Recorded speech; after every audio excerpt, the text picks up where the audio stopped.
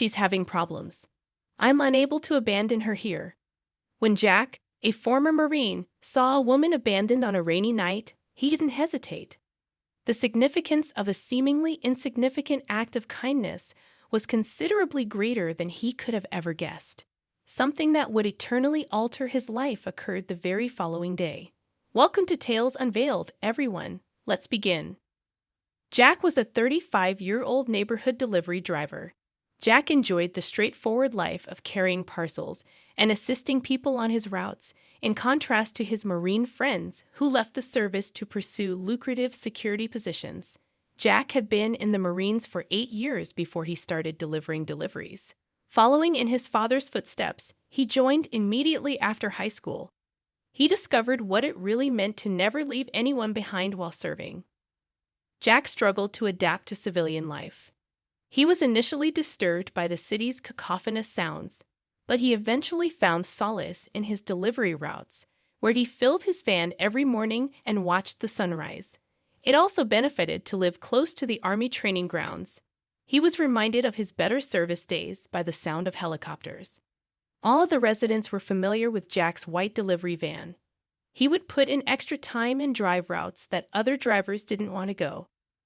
Jack was the one who would carry a package marked front door only inside for an old person. Even if he didn't have to, he would wrap packages in plastic during inclement weather. For Jack, things weren't easy. Although the smaller company paid less and the large delivery company he had worked for had downsized last year, he never voiced any complaints. He had learned in the military that terrible times pass, but tough individuals endure. When a huge storm came in one evening, Jack was making his final delivery of the day. Visibility decreased to almost nothing as the rain pelted down. The weather was such that most people would decide to quit and go home. Jack, however, was determined to finish the task because he had one more parcel to deliver. He was cautiously driving down the road when he noticed some flickering taillights. On the shoulder was an automobile that looked costly. A young woman's form was visible to Jack in the driver's seat. She was obviously headed to some kind of event and appeared to be wearing an evening gown. Jack's instincts kicked in. He pulled his van over to the shoulder and grabbed his rain jacket. "Hi there. Everything okay?" Jack shouted. "Quite a storm to get stuck in." "My car just completely died on me," the woman replied. She held up her cell phone. "And I have no service out here. I don't know what to do." "Don't you worry. We'll get you taken care of. Let's get your car to a safer spot, and I'll give you a ride to wherever you need to go," Jack said. The woman looked hesitant for a moment, but something about Jack's demeanor made her trust him. Jack managed to push the woman's car to a safe spot on the side of the road, out of the way of any other vehicles that might come along. The woman grabbed her purse and a small overnight bag from the trunk, then hurried over to Jack's van. As they pulled back onto the road, Jack noticed that the woman was shivering. He cranked up the heat and handed her a small towel from the glove box. "I'm Jack, by the way," he said. "I'll get you to the nearest hotel. You shouldn't be out in this weather.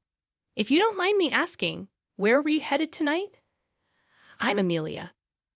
I was trying to get to my father's military retirement ceremony. He's an Army helicopter pilot based out of the training grounds near here. I guess I'm going to miss it now," she sighed. Jack knew how much those kinds of ceremonies meant. "I'm sorry to hear that," he said. "But the most important thing is that you're safe. I'm sure your dad will understand." "Thank you, Jack, really. I don't know what I would have done if you hadn't come along," Amelia replied. "Well, we service members have to stick together, right?" Jack said with a grin. "Your dad's Army. I'm former Marines. Different branches, same family." They continued to talk for the rest of the journey. Soon, they arrived at a small roadside motel. She tried to offer him some money for his trouble, but he refused. "Not necessary," he said. "I was heading this direction anyway. You just focus on getting some rest and getting to your dad's ceremony." Amelia thanked him again before he headed back out into the storm to finish his last delivery. It had been a long night, but helping someone in need always made it worthwhile. Even though Jack had dropped Amelia off on his usual route, He was already running late minus 30 minutes behind schedule. He pulled up a message from his boss. "You're late." "What's going on?" Jack cursed under his breath. He hated being late, but he couldn't just leave Amelia stranded in that storm. He quickly texted back, "Sorry, had an emergency. On my way now." The roads were still bad, but Jack pushed through, knowing he needed to make up time. He couldn't afford to be any later. The company had already been cutting corners, and late deliveries could cost him his job. When he pulled into the next stop, he saw the time minus 30 minutes late. He hated it, but there was no way around it. Sometimes, doing the right thing meant taking the hit. The next morning, the storm had cleared. Jack was back on his normal delivery route. It seemed like just another ordinary day.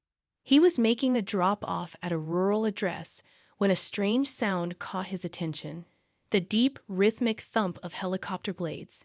That wasn't unusual, given how close he was to the army base, but it sounded different this time, like it was much closer. There, just above the tree line, was a Black Hawk helicopter. It was flying low and slow before coming to land in the field beside his parked van. The side door swung open, and a figure in an army uniform stepped out. Standing with him was Amelia. Amelia pointed in Jack's direction as they made their way toward him. The colonel extended his hand. "You must be Jack," he said. "My daughter told me what you did for her last night. I can't thank you enough." "It was nothing, sir," Jack said modestly. "Just doing what anyone would do." The colonel shook his head. "No, son, it wasn't nothing. You went above and beyond. You Marines, you're something else." He smiled. "Never leave a man behind, right?" Jack couldn't help but return the smile. "That's right, sir." "I've got something I'd like to give you," the colonel said as he handed Jack a brown package. "A little something to make things easier." Jack opened the package and couldn't believe his eyes. Inside was a thick wad of cash. He looked up in shock, but the colonel simply gave him a knowing nod. "You helped my daughter when she needed it most. Because of you, she made it to the base in time to see me before my final flight. That's something I can never repay. But this is just a token of my appreciation. Sir, I don't know what to say. I just did what anyone would have done. But thank you, really. This means more than I can put into words," Jack said. The colonel gave Jack a firm nod. "This is my last flight before I retire for good," he said. "You know, Jack, your act of kindness last night reminded me of what truly matters. We get so caught up in duty and routine, we forget the human element. Well, I have to get back now. Duty calls one last time." As the colonel and Amelia left, Jack stood there, still trying to process what had just happened. Over the next few weeks, Jack started to notice the difference. That money didn't just clear his debts. It gave him space to breathe. For the first time in a long time, he wasn't just working to stay afloat. He was able to cut back a few shifts and make more time for himself. Sometimes it just takes one act of kindness to change your whole life. Jack didn't need a fortune to turn things around. He just needed some breathing room. It's a reminder that if you're always focused on surviving, you might miss out on truly living. Once you start living, you see how powerful kindness can be, and how important it is to pay it forward.